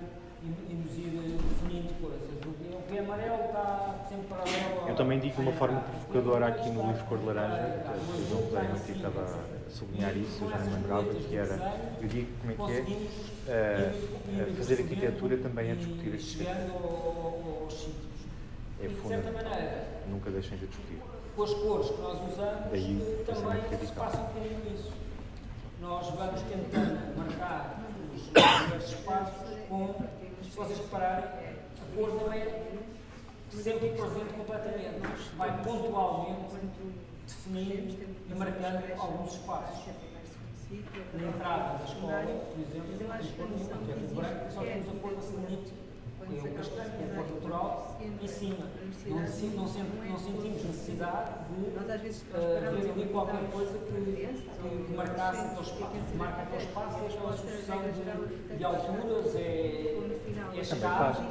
Também faz, mas não existe uma noção que chega lá acima, eu acho que deveria existir, ou como é que se pode valorizar, tentar divulgar à volta do elevador. Nós começamos logo no primeiro ciclo. Mas depois daqueles picos onde tínhamos que usar o material para ser acabado, tipo matemáticas, começam a ter noção dos sólidos geométricos, mas às vezes não têm noção do espaço. De régua dinamarquês não é mais como os cabelinhos, onde o dedo não entra, pulando de rocha atrás, para criar o som entrar lá para dentro e depois não sair. Aqueles da escola de música são mais complicados, porque umas tábuas são mais compridas, outras são menos compridas, têm a ver com a variedade, a captação do som, o engenheiro de acústico nos pediu para criar essa qualidade espacial. Mas não é mais do que muito interessante. entrávamos à frente, coisas outras, um buraquinho, mas está a mudar. atrás tem uma lanterna, absorvente, e o dedo está em curso agora, está em curso, eu vou dizer porquê. A pessoa que dava aqui na escola, cadeira de filosofia, é o Paulo Pires do Val, não foi o nosso professor, foi ele. O Paulo foi convidado no governo anterior, permanece neste, para coordenar uma coisa que se chama Plano Nacional das Artes, que é o quê? É ele e uma equipa pensarem como é que se vai ensinar às crianças, crianças entende-se todas, não é? Desde as muito pequeninas as práticas artísticas também todas, a arquitetura, a arte propriamente dita, as performances, a dança, por aí fora. E este documento já está online, convido a ver, é muito bonito, é um texto incrível e o Paulo escolheu inclusivamente um conjunto de livros, não são muitos, são talvez 4 ou 5 por nível, sobre cada coisa. As salas de música não são salas de espetáculos, e portanto essa alteração está em curso, mas eu concordo que é muito mau o que se faz. Mas tentámos criar ali qualquer coisa que tornasse o espaço mais com um caráter um bocadinho mais forte. Os amarelos, estão a falar de quê? Não é que mas não tinha exatamente noção do que era isso. Nem eu, quando entrei na faculdade. eu acho que só das pessoas que eu estou a ver aqui, há uma que talvez tivesse, porque é filho de arquitetos, mas aí faz, tu não és filho de arquitetos, para quem também não. E, portanto, quando não se é filho de arquitetos, ou não há arquitetos muito próximos, é muito difícil. A parte boa é que isso também não quer dizer nada. Portanto, mas eu concordo que o ensino artístico podia ser muito melhor no ensino básico e tal. Pode ser que temos que ter alguma esperança, pode ser que o plano das artes consiga alterar isso. Mas também depende de cada um de nós. Isto é uma coisa que nós também nos temos muito, que ao longo dos anos, determinados materiais, para criar uma relevância na sociedade, associamos determinadas coisas. E daí aparecer. Claro que sim, mas também mostra a fragilidade da nossa disciplina, porque houve um momento que existia essa crítica regular, depois deixou de existir, isso tem a ver com dinheiro, por exemplo, com a capacidade de poder pagar quem escreve. E também com a crise que a imprensa atravessa nesta transição para o digital, que vai acontecer, inevitavelmente, e talvez quando for plenamente digital já seja possível, porque o problema agora é que há uma parte do dinheiro que é gasta na papel, não é? Na impressão, mas acho que já se percebeu que em poucos anos a imprensa vai ser digital. Mas é mais um pouco. No último estúdio vertical tivemos 2 colegas que fizemos visita, um pela Júlia Varela, um outro colega, trabalhava imenso e tinha, também transpirava a arquitetura. Decidiram no final, ainda bem que eu vi muito isso, não é isso que nós queremos. Muita responsabilidade, muita entrega, já não faltava aquela não existe um ano zero, então alguns contatos, eu adorei, trabalhei imenso, aprendi muito, mas não é arquitetura. Pelo menos se faz muita falta, mas no norte da Europa há muitos países onde o dito ano sabático, não é? Entre o liceu e a universidade já é muito comum, sobretudo norte-norte, não é? Escandinávia. Até na Alemanha, não é? Então, para todos. E, por exemplo, quando eu dei aulas na Alemanha, ainda dei uns anos, era muito comum ter alunos de 28 anos, 29. Porquê? Porque há muitas pessoas que vão trabalhar e ter outras experiências, sei lá, fazer as coisas mais diversas que possam imaginar, e com 25 vão para a universidade. É muito comum. E eu ensinava. Sim. Filosofia, todas as áreas mais. Agora imaginem vocês dizerem aos vossos pais que vão pensar agora durante o exato. Eu imagino ter dito isso aos meus pais, olhavam para mim e diziam, desculpe. A escola é a dimensão completa do Estado. O Estado enquanto regulador, enquanto pessoa que lá havia pressão de ter que escolher a faculdade. Claro. de modo que o Estado deveria. Mas pelo menos agora já há os estudos gerais. Não é? Pois não. Claro. Acho que é um resultado. Pode ser um pouco o oposto. É a dimensão completa. É porque há imensa procura por educação qualificada e estas estudos gerais normalmente não é muito bem carne. Eu acho que é uma espécie de preâmbulo a um mestrado. Uma coisa mais específica. Bem, estamos a chegar ao final da aula. Quem quiser aproveitar, estamos a chegar aos últimos momentos. Este mecanismo do concurso. Não? Eu tenho uma questão. Também tenho uma. Então lá, põe o primeiro e eu ponho o fim. Ok.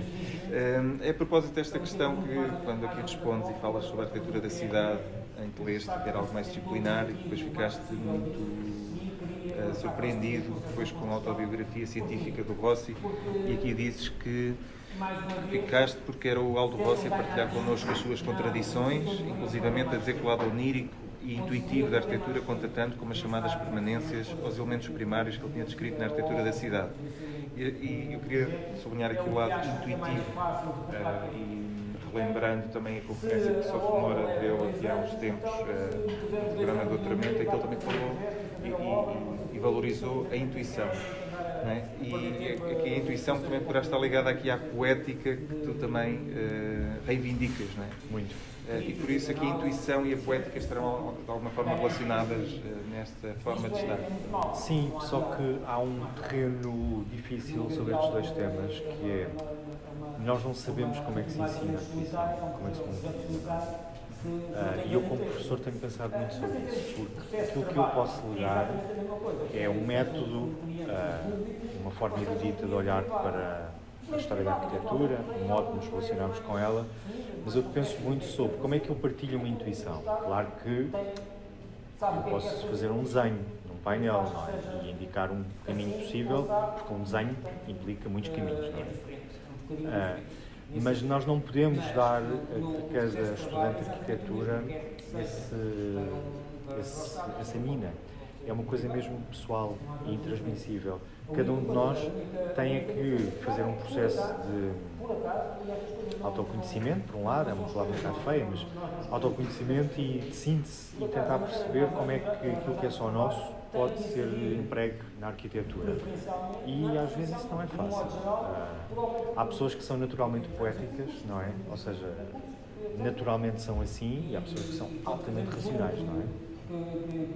E, portanto, uma universidade pode trabalhar muito bem o lado racional e treiná-lo de uma forma quase perfeita, mas o lado intuitivo é muito mais difícil de trabalhar e, portanto, é aquilo que nos torna irrepetíveis também, não é? E eu acho que nós temos mesmo que querer ser irrepetíveis. Não acredito nada na homogeneidade. Completamente. Sim, acho que terminas, não terminas, mas falas aqui sobre a questão da capacidade intuitiva. Sim. Era mais ou menos o que falava. Já está para lá embaixo. Quando o Zé e eu falámos com o Zunta agora. Era mais ou menos o que ele explicava. Era noção.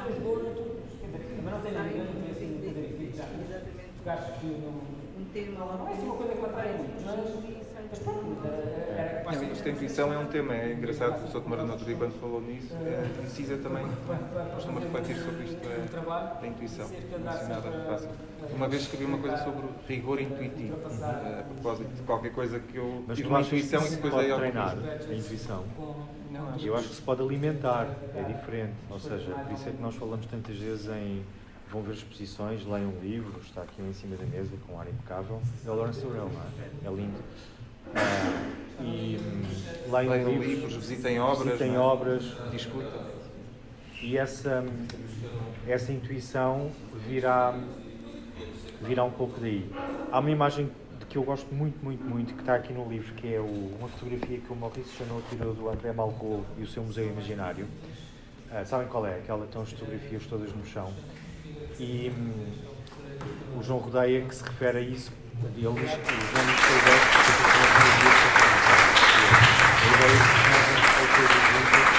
quer as pessoas pensarem juntas, não é?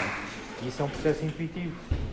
Eu provavelmente associaria duas destas coisas, tu, outras completamente diferentes e assim sucessivamente. É nesse sentido que eu acho que a intuição pode ser trabalhada, mas não muito mais do que isso. Mas eu tinha uma pergunta que é, e vocês já conseguem definir pensamento radical? O que é o pensamento radical? Acho que é o mesmo do que perguntar o que é a arquitetura. Acho que cada ano que passa continua mais... Mas o que é que pode ser, Vicente? Não, eu acho que nós temos estado a abordar de diferentes formas. Temos estado a abordar no sentido em que é explorar a raiz da problemática da arquitetura e do pensamento arquitetónico, mas também das práticas paralelas ou muitas vezes até contraditórias à própria prática corrente da arquitetura que muitos arquitetos têm e que de certa forma também vão alimentar a sua prática corrente, se é que eles não têm. Portanto, se é explorar o campo da arquitetura nos seus fundamentos mais básicos, mas a partir daí, a partir desse ponto de origem, ver para onde é que isto tudo se pode enraizar. Sim, há várias imagens, não é? Que de vez em quando, desde uma noção de profundidade, não é? De ir à raiz, desde uma coisa mais rizomática, não é? Que vai criando também esses esquemas, não é? E essas interseções, uma espécie de nebulosa, ou assim, uma espécie de diagrama. Os Smithsons têm assim um diagrama assim, parecido. Portanto, é assim algo que também estamos sempre à procura, não é? Quando convidamos alguém, não é que essa pessoa tenha um rótulo na testa de pensamento radical, claro. Não é? Mas é, pronto, uma intuição. Talvez que, se calhar, depois em conversa, que consigamos aproximar-nos de algo mais nítido. Também uma ideia também de foco, não é? Às vezes temos uma ideia e andamos a uma imagem do Persona, do Ingmar Bergman, acho que é Persona o nome do filme, em que está assim um rapaz, acho que tem isso no Facebook, o rapaz assim a tentar encontrar o foco de uma imagem, a imagem está desfocada, então é um bocado isso, essa ideia de proximidade. Vamos tentando aproximar de algo que ainda não sabemos muito bem o que é, e também não é importante que de facto consigamos esse foco total, não é? Eu gosto dessa ideia do pensamento a levar-nos para um sítio desconhecido, não é? Dessa coisa do estar meio desfocado, e gosto disso porque tira-nos um bocado do tapete. Gosto dessa possibilidade de extremar o pensamento. Na filosofia, isso é feito de uma forma muito consciente, não é? Na arquitetura, eu acho que é muito difícil existir um arquiteto relevante que não esteja associado a uma ideia de pensamento. Não me estou a lembrar de nenhum. Mesmo os que escrevem pouco, quando falam, como o Cisa, por exemplo, que escreve pouco, mas quando é entrevistado, quer dizer, as coisas que ele diz têm uma profundidade imensa, não é? São sábias, muitas vezes. E eu acho que a grande arquitetura está quase sempre associada, se não mesmo sempre, a uma ideia de pensamento radical. Tenho esta convicção. Mas desde o Paládio, não é? Pelo menos. Tu utilizas uma imagem, já estamos a tentar dar imagens a pensamentos, não é? Isto é a linguagem. Utilizas a espiral, a imagem da espiral como algo para o qual caminhamos também. Não sei a certa altura se tem a ver com essa ideia de percurso. Foi a Célia que terminou a apresentação dela com essa ideia da espiral. É, porque um dos exercícios que eu tive que fazer quando estive em Milão, o último trabalho que tínhamos que fazer era traduzir num desenho a nossa ideia de arquitetura. E eu tinha visitado vários... eu gosto muito de arquitetura clássica. Gosto muito e foi a primeira arquitetura pela qual me apaixonei antes da arquitetura contemporânea. E portanto, fui ver muitas coisas em Pavia, em Mantua, enfim, tudo isto que vocês conhecem da história da arquitetura. E reparei que muitas vezes o mesmo labirinto estava gravado na pedra, em vários sítios diferentes, Pavia, Mantua, e agora não me estou a lembrar do outro, talvez Veneza. E fotografei aquilo. E acabei por fazer um desenho que representava a escala do verdadeiro. O verdadeiro era assim, mais ou menos. E eu fiz um desenho assim e disse que aquilo era a minha ideia de arquitetura, porque tem esse lado do caminhar, do labirinto. Nós não sabemos muito bem se alguma vez vamos chegar ao coração do labirinto, não sabemos se encontramos o Minotauro. Tu falaste disso do Ignacio Solá Morales, não é? Que te identificaste muito com essa ideia dele. Sim. E gosto desta ideia de ir às escuras para dentro do labirinto como processo de conhecimento. Ou seja, eu não estou à procura daquilo que já conheço. É nesse sentido. E nesse sentido é que eu vejo o pensamento radical também. É ir para dentro do labirinto e ir à luta. Eu também gosto desta metáfora mais beligerante. Linguagem bélica. Exato, bélica. Coisa menos correta, mas gosto desta coisa de... E gosto de ser desafiado. Eu sou muito pouco tolerante com... Vocês sabem que muitos foram meus alunos.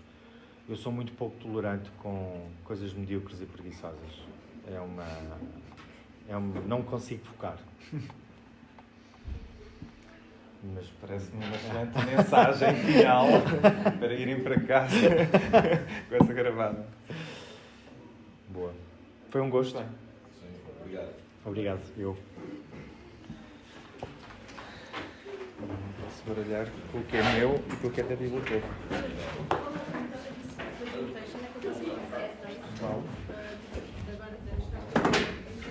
Maria vai participar. Óbvio.